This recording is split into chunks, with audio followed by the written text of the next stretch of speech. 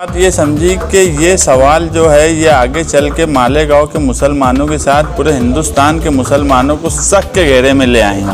इसलिए साहब जब से इलेक्शन आ रहे हैं, आज साल भर की मुद्दत होने को आ गई है, मगर वो हार बर्दाश्त नहीं कर पा। असेंबली जीता है तो वो हारा भी, लेकिन हारने के बाद उसने शहरियान से कभी कोई बदला नहीं लिया। तो साथी निहाल अहमद साहब भी शिकस्त खाए कई मरतबा, मगर कभी सियासी तौर पे शहरियान से बदला नहीं लिया। आयशा हकीम साहिबा जिन्होंने निहाल साहब को शिकस्त दी, वो एक मरतबा 3 नंबर पे चली गई, जामीन जब्त हो गई और शिकस्त खाई। तो ये जमहूरियत में जीतना और हारना, ये पहलू ही सबसे खूबसूरत है आवाम का। दस्तूर हिंद में दफ़ा 13 और 14 में हमें इजहार राय की आज़ादी है, और इजहार राय में सबसे पहला वोट देना ये भी एक इजहार राय की आज़ादी है।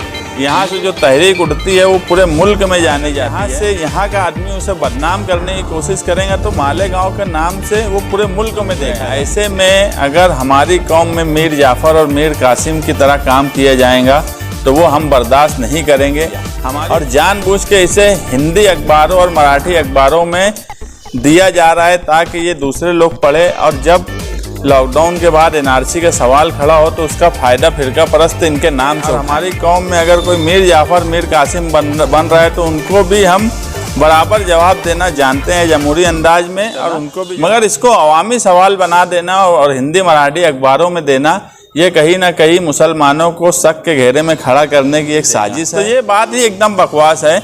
और दूसरी बात, जनता दल वाले भी वोट बढ़ाने का काम ऑफिस से करते, तो इसमें सबसे पहला सबूत हिंदुस्तानी होने का वो वोटर लिस्ट की यादी थी। सीट चुन के आए। मैं ये मानता हूँ कि मालेगांव की तारीख में सबसे ज़्यादा वोट से चुन के आने का रिकॉर्ड मुफ्ती साहब का है। मालेगांव शहर में माजी आमदार आसिफ शेख रशीद साहब ने पिछले दिनों एक प्रेस कॉन्फ्रेंस लेकर ये बोला कि मालेगांव शहर में असेंबली इलेक्शन से पहले 9 महीने के कलील मुद्दत में 32,000 वोट बढ़ाई गई, जो कि मुफ्ती साहब के लोगों ने बोगस तरीके से बढ़ाई, ऐसा इल्ज़ाम उन्होंने लगाया। इस पर जवाब देना हम ज़रूरी नहीं समझते थे, मगर ये इल्ज़ाम सिर्फ मुफ्ती साहब की हद तक होता, उनकी ज़ात से होता तो हम इस पर कोई जवाब भी नहीं देते। मगर जब ये पूरा मामला हम समझे तो एक बात ये समझी कि ये सवाल जो है ये आगे चल के मालेगांव के मुसलमानों के साथ पूरे हिंदुस्तान के मुसलमानों को शक के घेरे में ले आएगा, इसलिए इसका जवाब देना हम ज़रूरी समझे। माजी आमदार साहब जब से इलेक्शन हारे हैं, आज साल भर की मुद्दत होने को आ गई है, मगर वो हार बर्दाश्त नहीं कर पा रहे हैं। जबकि मालेगांव की जो तारीख रही है 1952 में पहली मरतबा जो असेंबली इलेक्शन हुआ, साबिर सत्तार साहब चुनकर आए, जो पहले MLA आज़ादी के बाद बने। उसके बाद हारून अंसारी, साथी निहाल अहमद साहब, आयशा हकीम, शब्बीर सेठ साहब MLC बने, शेख रशीद साहब MLA बने, मुफ्ती साहब बने, आसिफ शेख साहब बने। इसमें एक चीज़ मुश्तरका थी कि हर आदमी असेंबली जीता है तो वो हारा भी है, लेकिन हारने के बाद उसने शहरियान से कभी कोई बदला नहीं लिया। और जमहूरियत का यही सबसे अहम पहलू है कि जमहूरियत में अवाम ही सबसे बड़ी है, लीडर बड़ा नहीं है। कि अवाम जिताएंगी भी, अवाम हराएंगी भी, लीडर कोई कितना भी बड़ा हो जाए। आज महाराष्ट्र में साथी निहाल अहमद साहब आज तक की तारीख में मुसलमानों में सबसे ज़्यादा मरतबा चुन के आने का उनका रिकॉर्ड है, अभी भी वो रिकॉर्ड कायम है। तो साथी निहाल अहमद साहब भी शिकस्त खाए कई मरतबा, मगर कभी सियासी तौर पे शहरियान से बदला नहीं लिया। आयशा हकीम साहिबा जिन्होंने निहाल साहब को शिकस्त दी, वो एक मरतबा 3 नंबर पे चली गई, जामीन जब्त हो गई और शिकस्त खाई। तो ये जमहूरियत में जीतना और हारना, ये पहलू ही सबसे खूबसूरत है आवाम का, और उसे कबूल करना चाहिए। मगर क्या वजह है कि उसको कबूल ही नहीं कर पा रहे हैं? ऐसा है कि कोई बादशाहत या हिटलर शाही तो है नहीं कि 2014 में तुम बन गए, अब उसके बाद तुम हार ही नहीं सकते। तुम बादशाह बन गए थे कि हिटलर बन गए थे? तुम जमहूरियत के 5 साल दौर में थे, 5 साल के बाद तुम्हारा कामकाज लोगों ने पसंद नहीं किया, तुम्हें शिकस्त हो गई, उसे कबूल करना चाहिए था। मगर आसिफ शेख साहब सिर्फ हर मामले में, यहाँ तक कि उनकी हर बोली हुई बात अगर उसके बैकग्राउंड में जाएंगे तो फ़िरका परस्तों के इशारे पे की जाती है, या फिर हारने का बदला लिया जाए इस नीयत से की जाती है दस्तूर हिंद में दफ़ा 13 और 14 में हमें इजहार राय की आज़ादी है, और इजहार राय में सबसे पहला वोट देना ये भी एक इजहार राय की आज़ादी है। हिंदुस्तान में हिंदुस्तानी शहरियत होने का सबसे पहला सबूत जो है वो वोटर लिस्ट में नाम होना है। अब अगर ऐसे हालात में जब फ़िरका परस्त मुसलमानों पर गिद्ध की नज़र लगा के बैठे हैं, ऐसे वक्त में अगर मालेगांव के माजी आमदार ये बोलेंगे कि 32,000 रोड बोगस बनाई गई है, तो इसके असरात एनआरसी और सीएए की जब मामला चलेंगे तो उसमें फ़िरका परस्त इसका फ़ायदा उठाएंगे कि मालेगांव शहर में वहाँ का माजी आमदार ये बोलता है कि वहाँ 32,000 रोड बोगस है, तो इसके असरात मुसलमानों के ताल्लुक़ से दूसरे शहरों में भी ख़राब जाएंगे, क्योंकि मालेगांव शहर को ये विकार हासिल है कि ये एक तहरीकी शहर है। यहाँ से जो तहरीक उठती है वो पूरे मुल्क में जानी जाती है, और अगर यहाँ से यहाँ का आदमी उसे बदनाम करने की कोशिश करेंगे तो मालेगांव के नाम से वो पूरे मुल्क में देखा जाएगा। और आज जो है फ़िरका परस्त जो आरएसएस का एजेंडा है कि पहले खुफिया था, अब तो 5-6 साल से पूरा मुल्क देख रहा है कि एजेंडा ओपन हो चुका कि वोट देने का हक भी मुसलमानों से छीन लिया जाए। इस तरह के हालात पैदा हुए हैं। ऐसे में अगर हमारी कौम में मीर जाफ़र और मीर कासिम की तरह काम किया जाएगा तो वो हम बर्दाश्त नहीं करेंगे।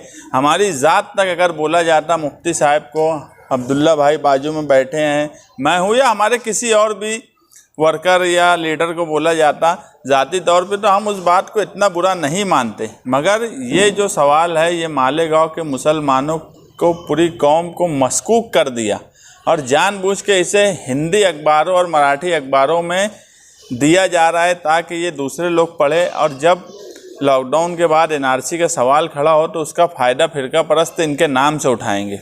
इसलिए हमने इसका जवाब देना ज़रूरी समझा, और हम एनआरसी की तहरीक मुफ्ती साहब की सरपरस्ती में दस्तूर बचाओ कमेटी की तरफ से लड़ रहे थे।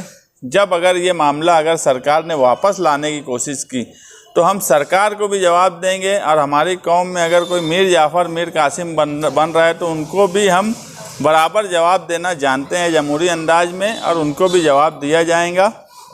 और अगर वोटर लिस्ट में किसी का नाम 2 है 3 है ऐसा है, तो बहुत सी मिस्टेक होती, कभी कभी ऐसा होता है यादी तोड़ने की वजह से भी ऐसे प्रॉब्लम हो जाते, कभी नाम में थोड़ा बहुत चेंज होने से भी ये मामला आ जाता। तो उसका एक तरीका है, सबसे पहले तो कोई भी इलेक्शन हो, इलेक्शन होने के बाद एक मरतबा यादी डिक्लेयर की जाती है ऑब्जेक्शन लेने के लिए। आपको उस वक्त देखना था, अगर उसमें कोई गलती थी तो उसको दुरुस्त कराना था। ये हर आदमी का, हर उम्मीदवार का, हर शहरी का हक था। उसका एक कानूनी तौर पे एक तरीका भी है। उसके बाद भी अगर किसी की 2 वोट है 3 वोट है तो उसका एक फॉर्म है, वो फॉर्म भर के उसकी वोट कटाई जा सकती है, उस तरीके से भी कटाया जा सकता था। मगर इसको अवामी सवाल बना देना और हिंदी मराठी अखबारों में देना, ये कहीं ना कहीं मुसलमानों को शक के घेरे में खड़ा करने की एक साजिश है। और अब्दुल्ला भाई के बारे में जो बोला गया कि उनकी 3 वोट है 2 वोट है, वो खुद बताएंगे कि वो कितनी वोट दिए। साबिक आमदार का एक आरोप ये भी था कि मखसूस इलाके से और मखसूस कंप्यूटर से वोट बढ़ाई गई, तो ये कहाँ तक हकीकत है इसमें? सबसे पहली बात तो आप एक बात समझ लो, किसी भी इलाके से, किसी भी जगह से वोट ऑनलाइन बढ़ाना, मैं मेरे घर से भी मेरी वोट ऑनलाइन बढ़ा सकता, मगर मैं ऑनलाइन वोट बढ़ाऊँगा तो वो बढ़ जाएंगे, ऐसा नहीं होता। डिपार्टमेंट जो है वो उसको पास करता, सेंक्शन करता और उसके डॉक्यूमेंट चेक करता, उसके बाद वो बढ़ता। तो कोई मखसूस जगह और इसका ऑनलाइन सिस्टम, मैं यही बोलता कि आदमी ने पढ़ा लिखा होना चाहिए।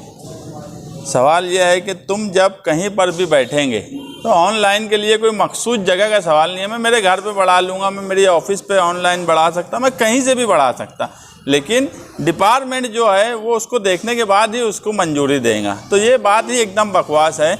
और दूसरी बात, कोई सियासी पार्टी वोट नहीं बढ़ा सकती, ऐसा नहीं है। हर संस्था, हर तंजीम, हर सियासी पार्टी बेदारी पैदा करने के लिए, सरकार, इलेक्शन कमीशन खुद बोलता है कि अपने अपने तौर पर वोट बढ़ाई जाए। तो सियासी पार्टियां भी करती हैं, हम जनता दल वाले भी वोट बढ़ाने का काम ऑफिस से करते, यहाँ से भी होता, कांग्रेस पार्टी भी करती है, दूसरी पार्टियां भी करती है। इस बार मजहबी तंजीमें ज़्यादा जोश में इस वजह से कि एनआरसी के सवाल पे आसाम में जो तकलीफ़ हो रही थी वो उन्होंने महसूस किया और उन्होंने ऐलान किया और ताकत से कोशिश की कि वोट बढ़े। ताकि कल हमारे ऊपर जो शख्स सुबह का सवाल आता है तो हमारे पास हिंदुस्तानी होने का पहला सबूत रहे।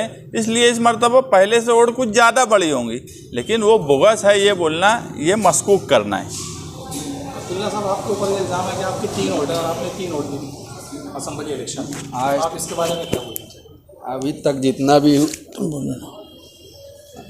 जितनी भी वोट देने गया हूँ तो मुझे एक ही वोट का पता है और वो एक ही वोट दिया हूँ। कभी मैं ऐसा हुआ नहीं है कि 2 वोट दिया हूँ और दूसरी वोट कहाँ है ये अभी मालूम नहीं है मुझे। वो बता रहे हैं, तहकीक करेगा उसकी जो रहेगा फिर उस पर। आपने जो एक वोट दी तो कौन सी यादी नंबर पे दी? यादी नंबर 17 पे दिया हूँ मैं और छोटी मालेगांव स्कूल में दिया हूँ 117। यादी नंबर कितना?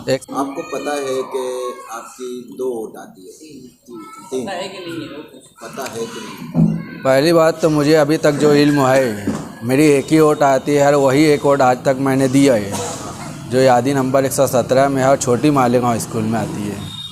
और वोट बढ़ाने के लिए आपके ऑफिस से भी काम किया जा रहा था जिसमें आप भी थे, तो वोट बढ़ाने में आपने कितनी मेहनत की? यानी शहरियान की वोट बढ़े इसके लिए आपकी कितनी मेहनत रही? वोट बढ़ाने ताल्लुक़ से हमने अपील तक किया है कि लोगों से अपील की है और लोगों से दरख्वास्त तो किया है कि जिनकी वोट नहीं आती वो अपनी वोट बढ़ाएं। मगर वोट बढ़ाने की ये बात है कि मैं बैठ के बढ़ाई, ये बात तो गलत है कि मैं अभी तक मुझे बोला जाएगा कि वोट बढ़ाओ, कैसे बढ़ते तो वो मैं बढ़ा नहीं पाऊँगा। तो आप और या आपके घर में किसी और की 2 वोट या एक से ज़्यादा वोट है किसी की, आपको इल्म है ऐसा? इल्म तो नहीं है, घर में बड़ी मुश्किल से लोग एक ही देने जाते हैं तो दूसरा देने का सवाल ही नहीं होता है, दूसरी वोट देने का। अब मुस्तकिम भाई, वोट बढ़ाने का जो ताल्लुक़ है, हम लोग हमेशा वोट बढ़ाते हैं। जैसे मैं जनता दल का वर्कर हूँ तो जनता दल ऑफिस से भी वोट बढ़ाई जाती है। ऑफलाइन थी उस वक्त बढ़ाई जाती थी, अभी ऑनलाइन हुआ तो दूसरी जगह से बढ़ाई जाती है, वहाँ पे उसका इंतज़ाम नहीं है ऑनलाइन का। तो वोट तो हर सियासी पार्टी, हर मजहबी संस्था हो या मजहबी तंजीम हो, दूसरी संस्था हो, सभी वोट बढ़ाने की अपील करते हैं और कोशिश भी करते हैं। इलेक्शन कमीशन खुद बोलता है कि बेदारी पैदा करो, तो बेदारी पैदा करने का काम करते, उसमें हम खुद सियासी पार्टी है मतलब समाजी कामकाज करते, तो हम समाज में रहने के लिए, समाजी लोगों के कामकाज करने के लिए उनकी वोट बढ़ाने का भी काम करते, तो गलत क्या है उसमें? अभी शहर में अभी और ज़रूरत है वोट बढ़ाने की? हाँ है। अभी देखिए आज ऐसा है कि एनआरसी और सीएए का सवाल ये कोरोना की वजह से रुका हुआ है, ये सवाल फिर पैदा होगा। और वोट जो है आसाम में जो तीस्ता शीतलवाड़ साहिबा आई थी तो उन्होंने जो डॉक्यूमेंट की एक बुक दी थी, मैं भी लिया था एटीटी में, तो उसमें सबसे पहला सबूत हिंदुस्तानी होने का वो वोटर लिस्ट की यादी थी। लिखा हुआ था कि आसाम में उसे माना गया, और यही बात सच्ची है कि हिंदुस्तान में हिंदुस्तानी होने का शहरियत का पहला सबूत वोटर लिस्ट की यादी है। तो वोट बढ़ाना, जिनकी वोट नहीं बढ़ी है उनके लिए हम वापस वो कोशिश करेंगे, जो अपने तौर पे बढ़ाते हैं उन्हें बढ़ाना चाहिए। मगर ये जो आसिफ शेख ने जो बात की ये गैर मुनासिब और फ़िरका परस्तों के, मैं तो ये मानता हूँ कि उनके इशारे पे की है, या फिर वो खुद इनसे मालेगांव शहर के शहरियान से बदला लेने की नीयत से मालेगांव शहर को मशकूक कर दिया। 32,000 वोट बोगस बोलना, मराठी हिंदी अखबारों में खबर छपवाना, ये मालेगांव शहर के साथ पूरे हिंदुस्तान को शक की निगाह से देखा जाएगा। और इसीलिए हम इसका जवाब भी उनको जमहूरी अंदाज में वक्त आएगा जब एनआरसी का और सीएए का अगर हमारे पे तलवार लटकी रही तो हम हर हाल में उस पर तहरीक चलाएंगे, तो इनको भी उसका जवाब देंगे, क्योंकि ये हमारी ज़ात तक मुंसलिक नहीं है। ये मुफ्ती साहब की ज़ात तक मुंसलिक होता तो हम उस पर इतनी बात भी नहीं करते। ये पूरे शहर का सवाल है। क्या मुझे देखो एक बात बताओ, वोट का परसेंटेज मालेगांव में 67 था, अब वोट जो बढ़ी है तो उसका भी परसेंटेज 67-70 होगा, तो उससे ही चुन के आए। मैं ये मानता हूँ कि मालेगांव की तारीख में सबसे ज़्यादा वोट से चुन के आने का रिकॉर्ड मुफ्ती साहब का है। तो हर तबका, हर उम्र, हर इंसान, हर महल्ले से उनको वोट मिली। और वोट का लिस्ट आप देखो, कोई ऐसा एरिया नहीं है कहीं से ज़्यादा कहीं से कम। मगर मुफ्ती साहब की ख़ास बात इस मरतबा जो मैं देखा कि हर जगह से 40% प्लस ही उनको वोट मिली। कहीं 80 मिली मगर 35-40 से नीचे उनको कहीं वोट नहीं मिली। जैसे कांग्रेस पार्टी को कुछ जगह पे, कुछ यादियों पे 10% भी वोट नहीं मिली। मगर मुफ्ती साहब के साथ ऐसा नहीं हुआ। उसका दूसरा मतलब यह है कि हर तबका, पढ़ा लिखा से लेके बुनकर से लेके मज़दूर, झोपड़पट्टी से लेके पक्के इलाकों तक, पढ़े लिखे से लेके पनपट्टी वाला, चाय वाला, हर तबके ने उनको वोट दिए। तो ये बोलना कि नए लोगों ने ही वोट दिए, पुराने नहीं दिए, ये बात मैं नहीं मानता। हर तबका वोट दिए, नया पुराना, बूढ़ा नौजवान, औरत, हर वोट मिली। जब भी इतनी बड़ी जीत होती, अगर इतनी सब तबके की वोट नहीं मिलेंगी तो कभी इतनी बड़ी जीत नहीं हो सकती।